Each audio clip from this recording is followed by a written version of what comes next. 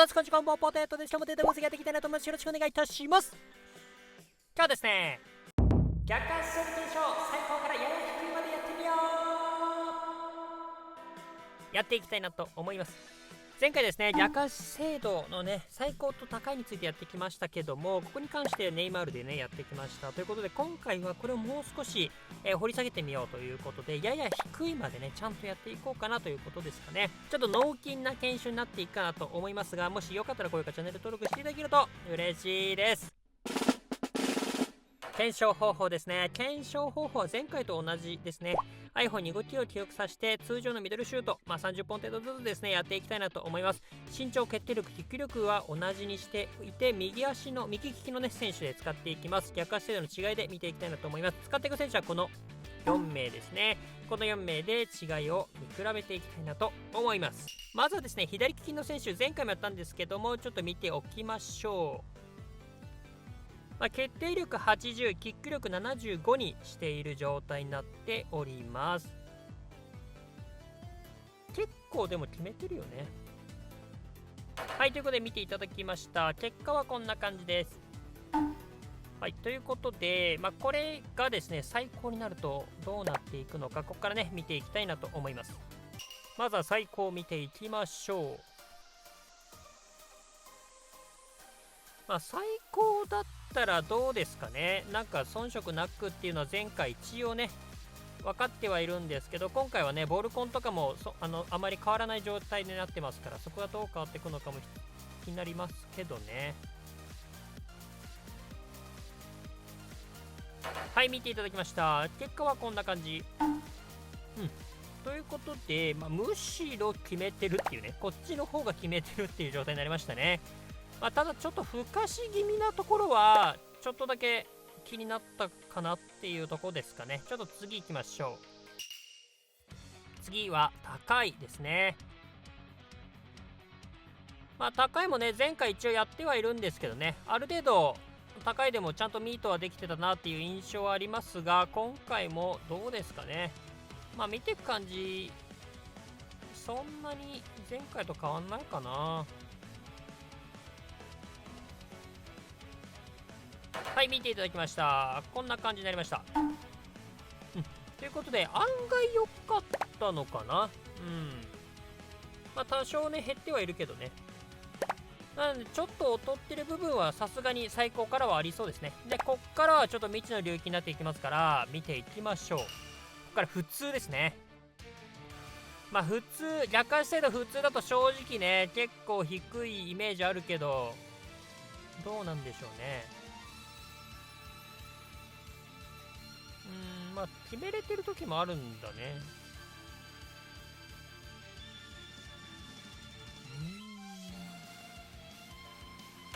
はい、見ていただきました。結果はこんな感じ。この辺からだいぶ下がってきましたね。見てても正直あんま入る気しなかったの。枠外も相当多かったもんな。70% ってやばいけど。これやや低いがちょっと心配になってきましたね。大丈夫かなこれ。やや低い見ていきましょう。ここからやや低いですね。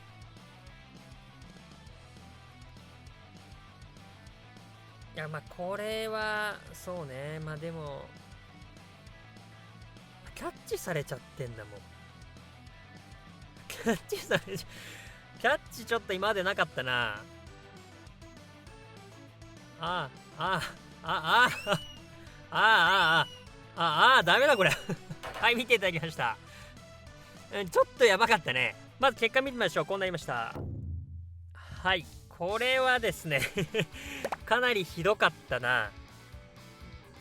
ほぼ入んなかったですかね。ちょっとここね枠外減ってるようにも見えるんですけど、ゴールキーパー正面とかめちゃめちゃ多かったし、キャッチまでされてたしね。その辺はあるかな。ちょっと全体的に見ていくと決定率に関してはね順当に減ってってるという感じはしますよね。ちょっと数値以外もね一回見ていきたいんですけど、まずはですね吹っ飛ばしに関してはですね、全て8割以上になっちゃうと抑えきれない時はあった。ゼロではなかったですね。左利きの時でも吹かしてる時ありましたね。でパワーゲージが8割以上になったぶっ飛ばし率ちょっと一応見ておいたんですけど、左利きとかね 10%、 最高と高いで 20%、 普通やや低いで 50% みたいな、最高でもね若干劣ってんのかなみたいな気もしたんですけど、たまたまの可能性も高いです。まあむしろね今回そこより普通以下になった時の差がすごく激しいなと思ったので、ここはちょっと重要なのかなと思いました。もう一個ちょっと今度はねシュートスピードを見ていきます。でボールの影の位置で合わせてですね、ペナルティエリアのところで、合わせてきたんですけど、この後ねゴールまでの時間見ていくんですけど、はい、こんな感じですね。普通以上に関してはねほぼ変わらなかったです、シュートに関してね。でやや低いに関してはそもそもね8割以上で入ったゴールがなかったんで、この画面なんですけど、まあスピード遅くなってんのかな、まあ角度が変わってるからっていう感じもしますが、まあそもそもミートができてないから遅いっていう可能性もありますかね。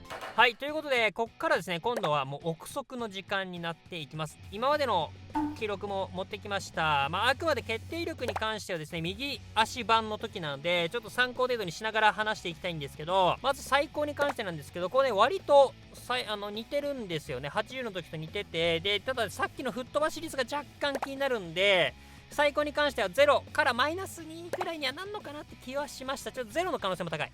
で次高いに関してですね、高いに関しては若干ね劣ってはいるんですけど、枠外率とか他の部分似てる部分もあるし、吹っ飛ばし率は最高とも同じだったんで、高いに関してはまあマイナス2からマイナス5くらいかな。で次の普通に関して、ここはですね似てる結果になってます。70と似てる結果になっていて、吹っ飛ばし率が急激に下がった事実と決定力が75から70で急激に下がった事実、この2つありますから、そう考えると普通に関してはマイナス5からマイナス10ぐらいになってんのかなって気はしております。でやや低いに関してはもうここ見る限り60代になってることはまあ確率かなと思ったので、マイナス10からマイナス15ぐらいになるのかなっていうのがまあ僕の憶測にはなりますけど、まあ大体その辺なのかなとは思いますね。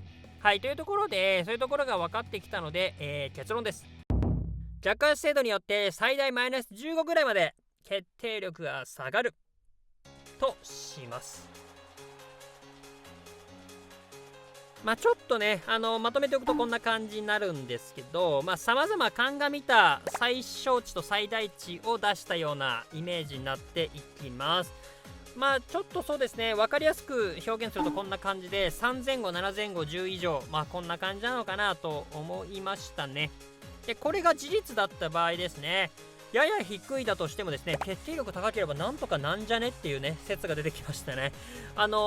計算上で言うと決定力99だとしたらやや低いで蹴っても85ぐらいになってるわけですから、そう考えたらまあ別に全然使えるなみたいな感じはしますよね。まあ、ただこれは数値が下がっているという大前提の場合ですね。というのも精度が数値が下がってるんじゃなくて失敗率の向上だった場合ですね。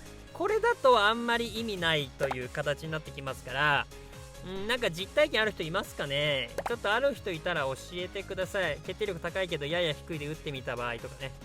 ちょっとねまあそうだな、ここに関しては必要そうであればまた検証したいなと思いますので参考にしてみてください。キック力に関しては今回の検証では下がってるような気はしませんでしたね。はい、ということの辺はね参考にしてみてください。もしよかったら高評価チャンネル登録をしていただけるとすごく励みになります。はい、ここからね雑談になっていきます。今回ね逆回精度やってきましたね。一つ言えることはやや低いはかなり低かったですねあれはもう苦手意識がこっちにねすごい伝わってくる、そんな感じでしたね。であと今更なんですけど、これ左利きの選手で右足ミドルで検証すればですね、前回の決定力の検証結果そのまま使えたよねっていうね、まあ完全に今回ネイマールに引っ張られましたねまあただ結果はそんな変わらなかったと思うけどね、ちょっと改めて思ってしまいましたてかこれ冷静に考えてさ、検証マジ時間かかりすぎたんですけど、だって普通に考えてみ、だって左足ネイマール2つ、最高高い普通やや低いでしょ。これかける30本程度でしょ。これさバカじゃないいやマジで暇なのかなと思って。暇じゃないからねマジで本当に休み時間、移動時間、あと睡眠時間ですかね、この辺を全部費やした結果だからねよく昔言われたんですよ。結構時間かかる研修やるとね、まあ、ただの暇人かよとか言ってね、言われたの。まあ、どうでもいいんだけどさ、そういうのをちょっと思い出したわ。フルタイムで働いてるから、ちゃんとね。残業までして働いてるからね。あと、タレントボーイで無料来たね。何やろうかな。なんかあったら、コメントで教えてください。はい、ということでいかがだったでしょうか。皆さんこの結果どう思いますでしょうか。皆さんのご意見ご感想クレーム等々あればですね、コメントで教えていただければなと思います。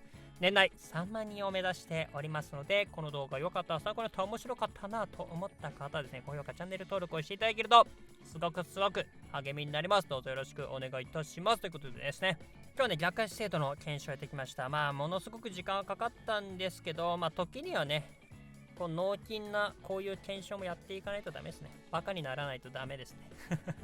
ということでまた次回の動画でお会いしましょう。バイバイ。